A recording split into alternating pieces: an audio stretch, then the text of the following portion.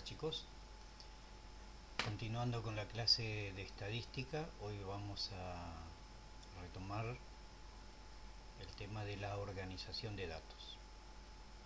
Vamos a volver a repetir lo de la clase anterior y vamos a elaborar una tabla de frecuencia. Bueno, lo primero que tenemos que identificar para ver qué tipo de tabla vamos a utilizar es con qué datos estamos trabajando, qué tipo de variable. Si la variable cualitativa o cuantitativa discreta, vamos a utilizar una tabla de frecuencias con datos sin agrupar, como el ejemplo que vamos a ver primeramente. Si estamos trabajando con variable cuantitativa discreta, pero con gran cantidad de elementos, ¿sí?, que supera 40, o con variable de tipo cuantitativa continua, que se expresan por números reales, básicamente números decimales, vamos a utilizar una tabla de frecuencia con datos agrupados. Y en ese caso vamos a tener que recurrir a una tabla que también se denomina de intervalo de clase. Por lo tanto vamos a trabajar con dos tipos de tablas. Datos sin agrupar, que sería como este ejemplo, o cuando tenemos variable cuantitativa discreta con una cantidad no muy grande de datos. Si la cantidad de datos de las variables cuantitativa discreta son numerosas, o variable cuantitativa continua, ya vamos a ir a agrupar los datos con intervalo de clase. Bueno, con la actividad de la página 6, 7 y 8, que se refiere a la agrupación de los datos que se recolectó en una estación, en una playa de estacionamiento, donde se recolectó los tipos de marcas que estaban estacionados. Bueno, aquí ya directamente, para ahorrar tiempo, ya pasamos en limpio las cantidades de cada una de las marcas. Por ejemplo, de Chevrolet, que vemos en esta columna, estamos representando con X sub I la variable, ¿sí?, que en este caso, como estamos hablando de marca, es una variable de tipo cualitativa. La segunda columna, que es F minúscula sub I, estamos denotando con la letra minúscula, ¿sí?, con la letra F minúscula sub I, frecuencia absoluta. La segunda columna, F mayúscula sub I, está denotando la frecuencia absoluta acumulada, que ya vamos a explicar en qué consiste. Ahora le voy a explicar la nomenclatura, los efectos de unificar criterios. F minúscula sub R vendría a ser la frecuencia relativa. F mayúscula sub R sería la frecuencia relativa acumulada. Después tenemos F minúscula sub R porcentual, que sería la frecuencia relativa porcentual. Y F mayúscula sub R por ciento, frecuencia relativa porcentual acumulada. Por lo tanto, vemos que son 6 frecuencias, de los cuales aquí hay dos que son poco usuales.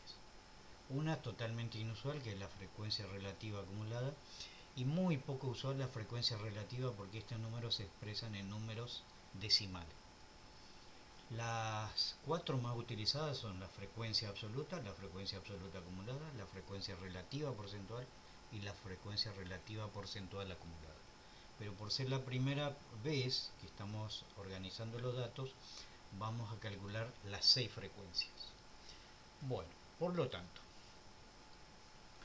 ¿cómo se calcula la frecuencia?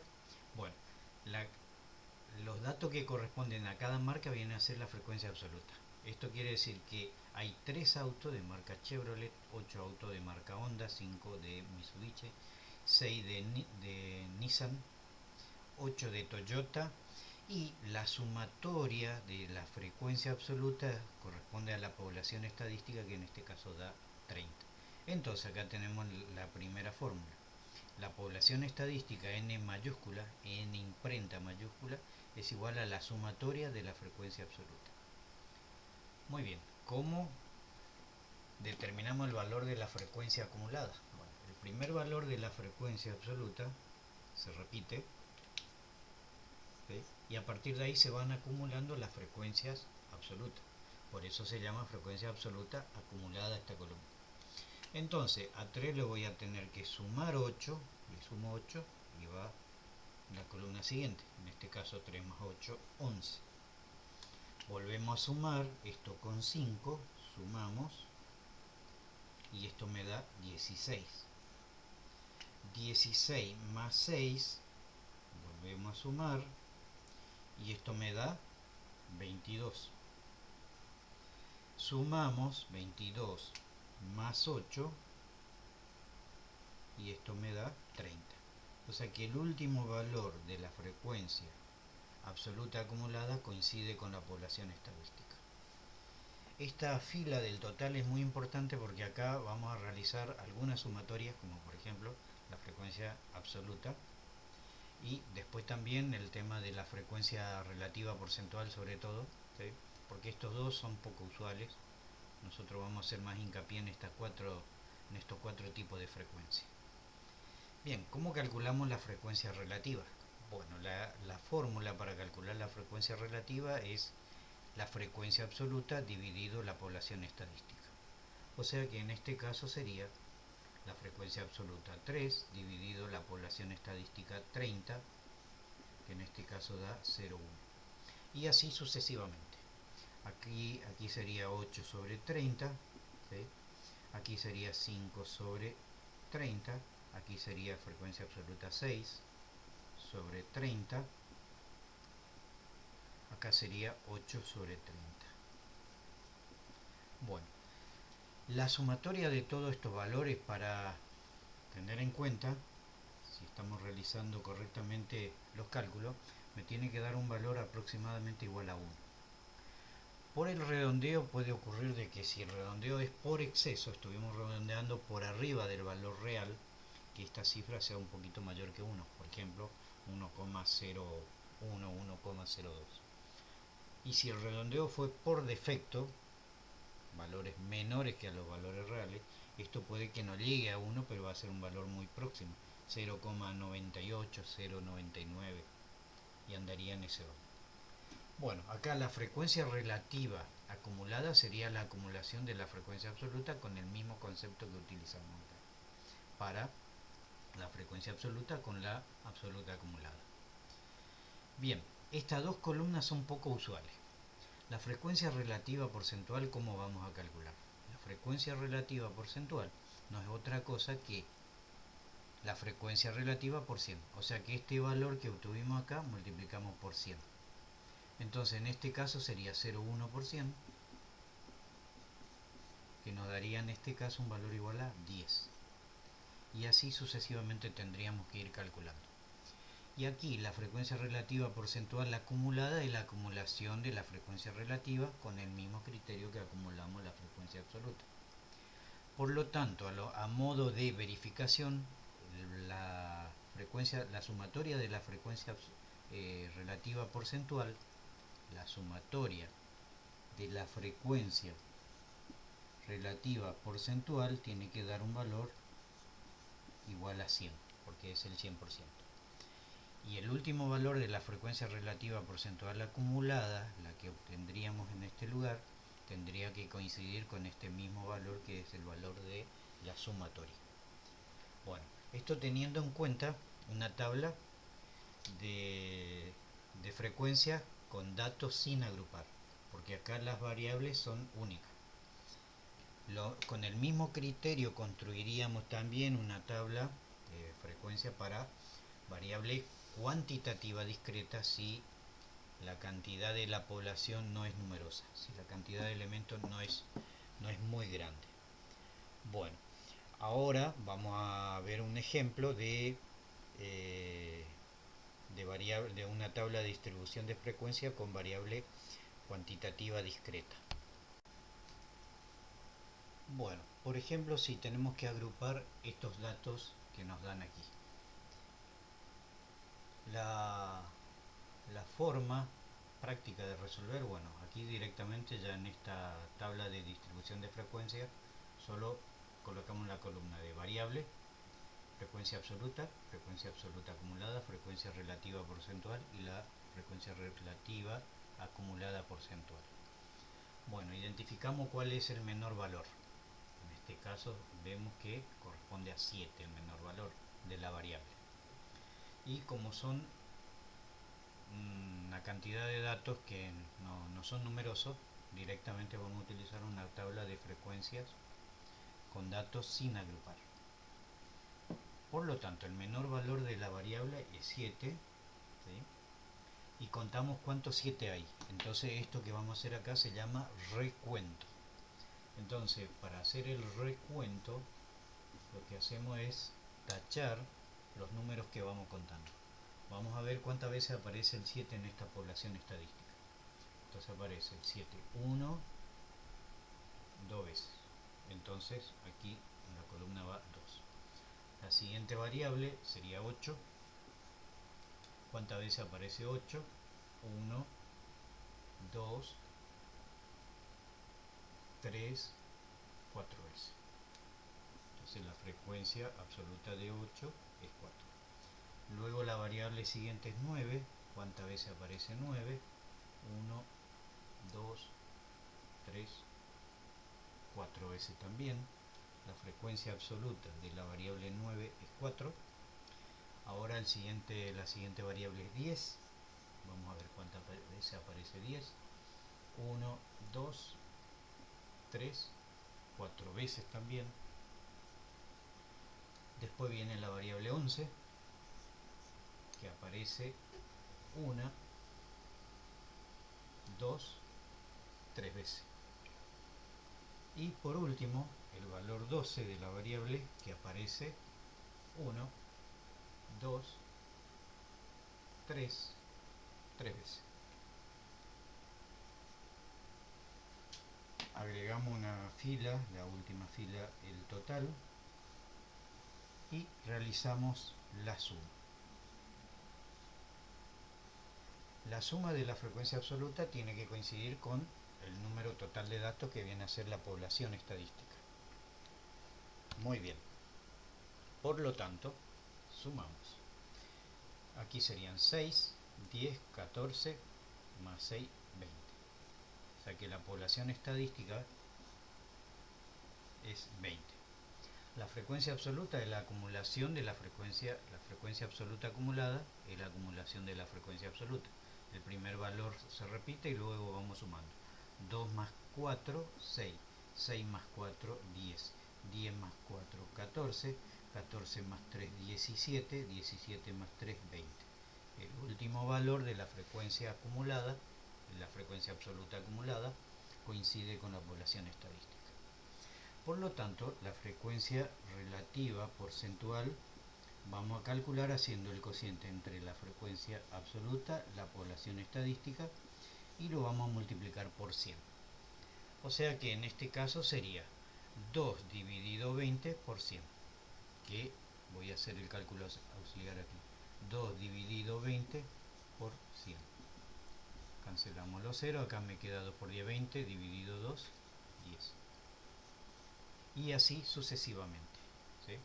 Para este caso sería 4, ¿sí?, dividido 20 por 100. Entonces 4 dividido 2, 2 por 10, 20. Bueno, este valor 4 se va a volver a repetir, aquí 20, 20. Para el valor 3 me va a quedar 3 dividido 20 por 100. 3 por 10, 30, dividido 2, 15. Por lo tanto me queda 15 y 15. Aquí la suma total me tiene que dar 100. Entonces acá tenemos 60, ¿sí?, más 30, 90, más 10, 100. Como comprobación. Y aquí la acumulada va a ser, el primer valor coincide y vamos acumulando. 10 más 20, 30, 30 más 20, 50, más 20, 70, 85 y 100, más 15, 100. 75 más 15, 100. El último valor coincide con el total de la frecuencia relativa porcentual.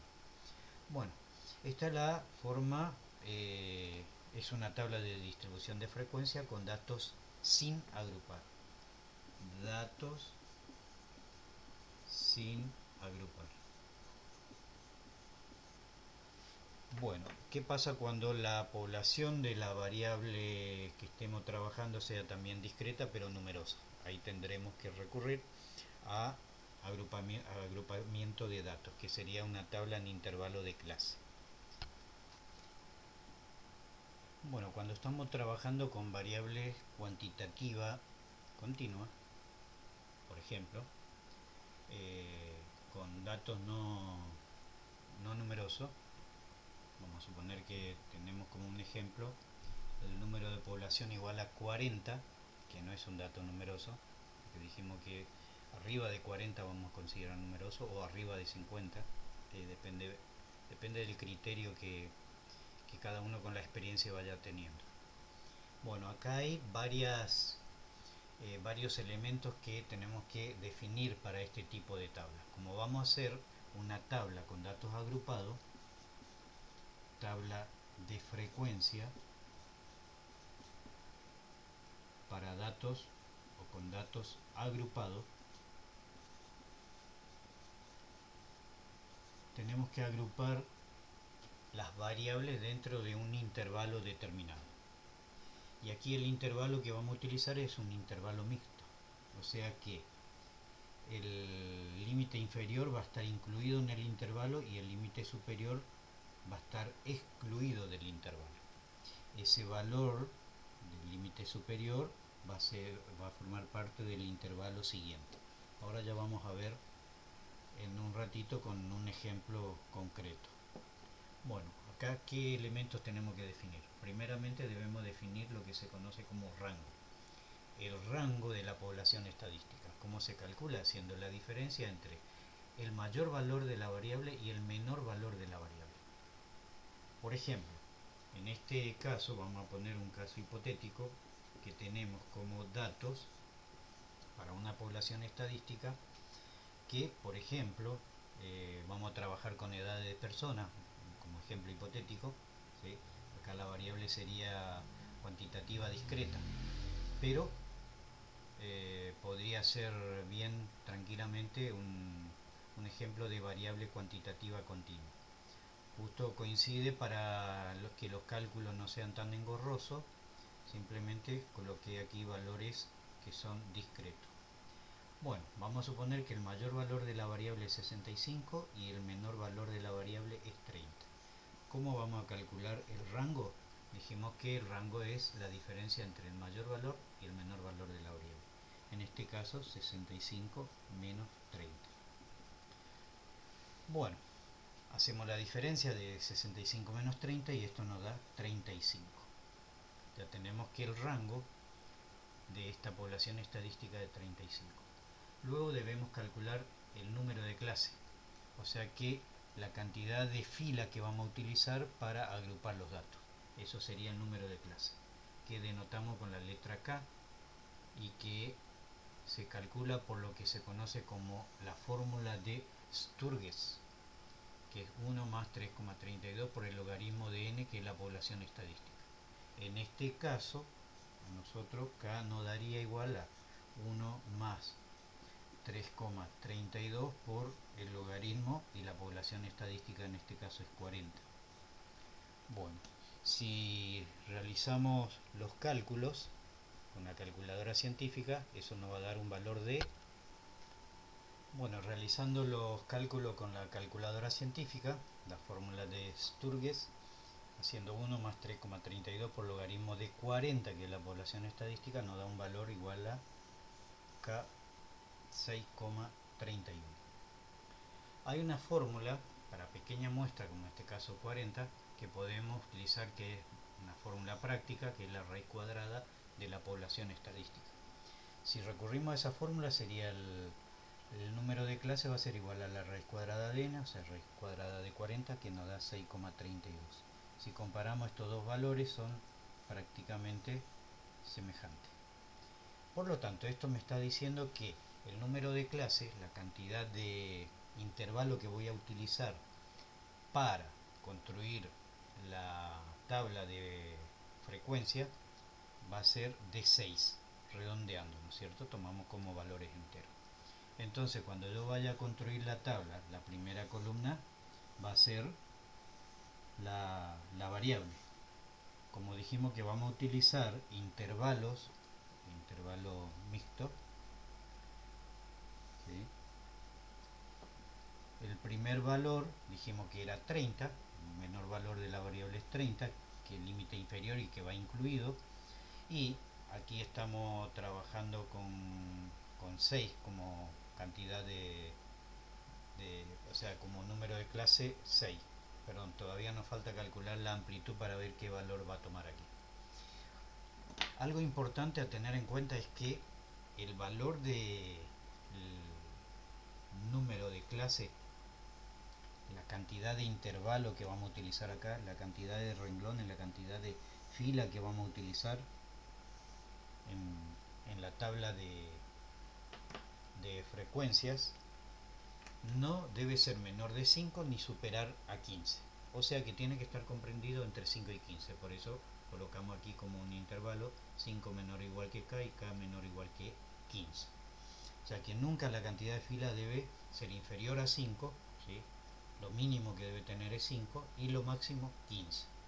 Si es menor que 5, queda muy concentrado los datos y no va a permitir calcular los valores, sobre todo en la medición de los parámetros de medida de posición y los parámetros de medida de dispersión. No van a dar valores muy alejados de la realidad. Entonces tenemos que recurrir siempre a tener en cuenta este criterio, que es de suma importancia. Bien, ¿cuál va a ser el límite superior del primer intervalo? Para eso tenemos que calcular la amplitud, A sub i, que es el cociente entre el rango y el número de clase. En este caso, el cociente entre el rango, bueno, lo hacemos acá, que se ve mejor, el rango que calculamos que vale 35, vamos a dividir por el número de clase que vamos a tomar 6, y este resultado nos va a dar un valor de 35 dividido 6, que nos da 5,83. Como tenemos que tomar valor entero, lo vamos a aproximar a 6. Por lo tanto, ¿qué significa esto? Que el primer valor del intervalo va a valer 30 y le sumamos 6 más, o sea que vamos a llegar a 36. Pero dijimos que esto era un intervalo mixto, o sea que 36 va a quedar excluido, entonces colocamos aquí un paréntesis. El corchete indica que está incluido, el paréntesis significa que está excluido este valor. Eso quiere decir de que en el próximo intervalo iría 36, ¿sí? Le sumamos 6 más y me va a dar 42, y así sucesivamente. En el siguiente va a ir 42, 6 más me va a dar 48, que queda excluido. 48 vendría en la siguiente, ¿sí? Y así sucesivamente vamos completando hasta llegar al valor 65.